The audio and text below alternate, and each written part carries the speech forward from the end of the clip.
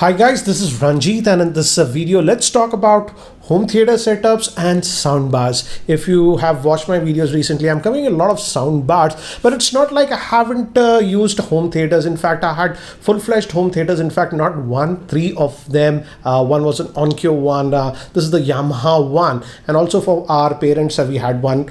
But now lately we have moved to soundbars. So I'll give you my personal opinion why we moved to soundbars now, and what are the advantages that you'll get if you have a proper home theater system. First, let's talk about the regular AVR setups like this big box that you get, and this is a proper home theater system.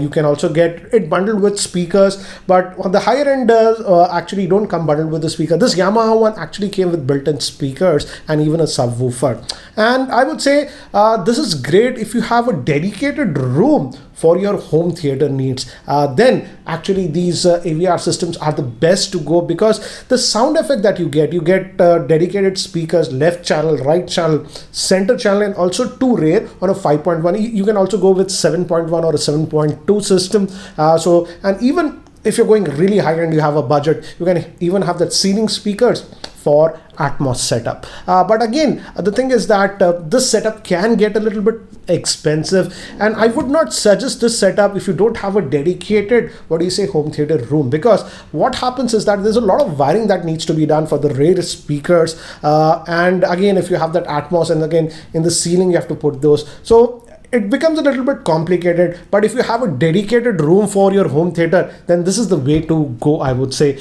But again, this can become very expensive. For example, personally, we had an Onkyo one home theater system, and I had built it. But what happened is that after about 1.5 years, my wife decided to move the TV from this location to other, and the whole setup was ruined because all the speakers were fixed, and we didn't want to do the rewiring. So that is the issue with this one. So again, plan a lot if you're going for a proper home theater system, because you have to do the wiring for rear speakers. If you have a 7.4, more wiring, and even Atmos ceiling, you have to do the wiring and stuff, and it can become expensive. And what happened is that you also tend to spend a little bit more, because the good AVR receivers that have a lot of HDMI ports at the back, that's how you actually connect all your devices. Most of them will have 4K, but if you want really high-end Atmos and 8K, these can get very, very expensive. Couple of lakhs also if they can go. And again, their wattage will also determine what kind of speakers you can connect.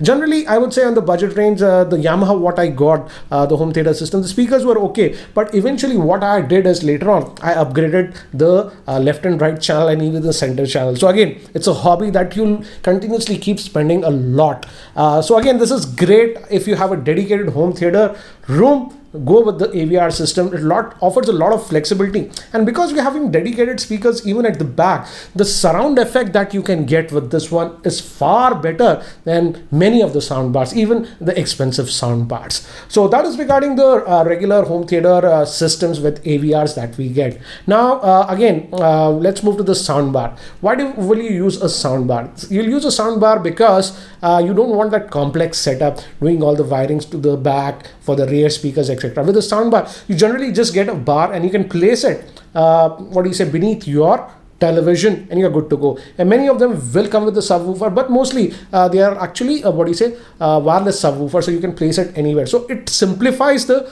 procedure, I would say.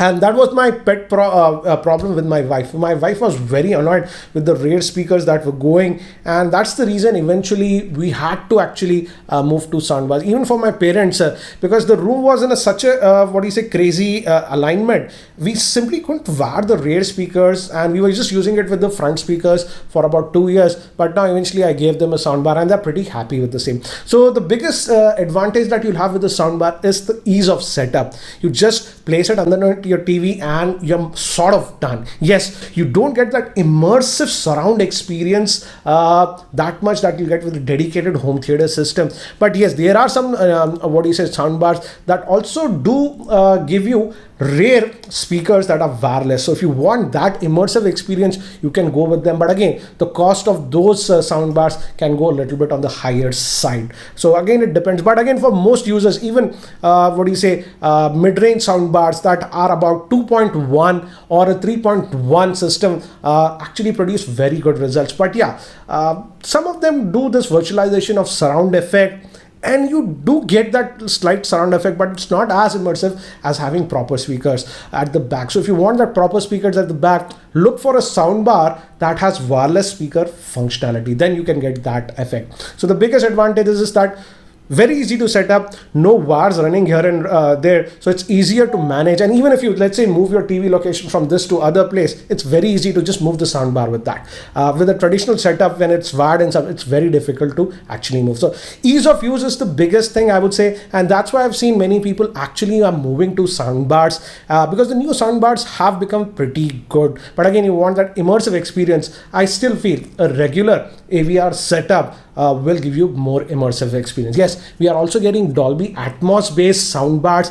I'm actually currently testing a Sony G700 Atmos soundbar. I'm still in the middle of my testing. Yes, I do get that surround effect, but it is not very immersive, I would say. So again, it depends.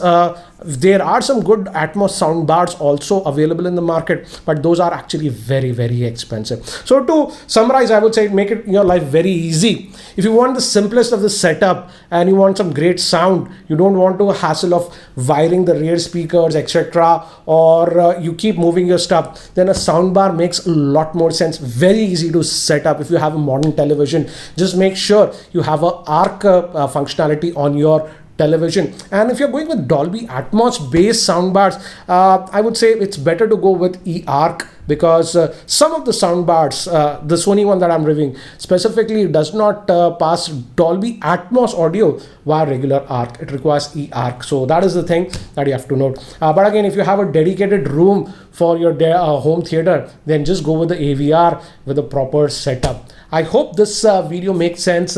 I'm still testing some the Sony Atmos soundbar, and I'll also be getting one more Atmos soundbar. So again, stay tuned to my channel for that. And guys, if you're still not subscribed to this YouTube channel, hit that subscribe button. This is Ranjit, and I hope to see you in my next video. Take care, guys.